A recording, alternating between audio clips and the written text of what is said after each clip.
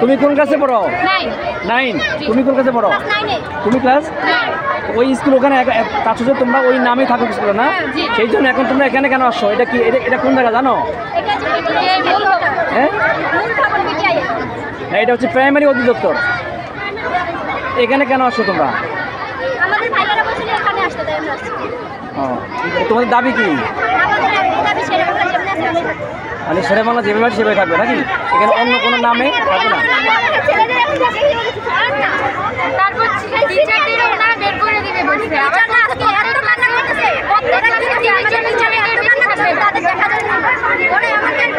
তোমাদেরকে বলা হয়েছে কবে যে স্কুল থাকবে না বা স্কুল থাকবে না? সকালবেলা আমাদের একটা টিচার মানে আতিকা ম্যাম, ওনার হচ্ছে ম্যাথ শেষ, মানে উনি আর স্কুলে পড়তে পারছেন না, তো সেই জন্য আমরা হঠাৎ করে ম্যাম আসছে যে ওই ম্যাম সহ আমাদের প্রত্যেকটা টিচারকে পিটিআই মানে আমাদের স্কুলের সামনে একটা বিল্ডিং আছে ওইখানে নিয়ে যাওয়া হবে। ওইখানকার এই কথা শোনার পরে আমরা এই আন্দোলনটা শুরু করছি, কারণ আমাদের স্কুলের নামও চেঞ্জ করা হবে, শিক্ষক চেঞ্জ করা হবে।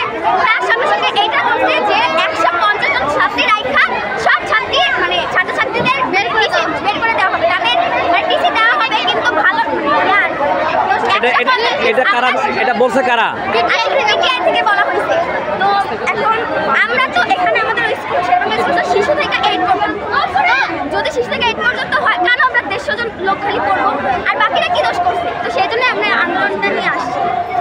এখানে কেন আসছো? এটা তো প্রাইমারি অধিদপ্তর, এখানে কেন আসছো? আমাদের স্কুলের নাম শেরে বাংলা সরকারি প্রাথমিক বিদ্যালয়, সেজন্য এখানে আসছো। এখন তোমাদের দাবি কি? আমাদের দাবি আমাদের স্কুল চেঞ্জ হবে না, কোনো শিক্ষক চেঞ্জ হবে না, আমাদের স্কুলে যেরকম ছাত্রছাত্রী ছিল সেরকমই থাকবে।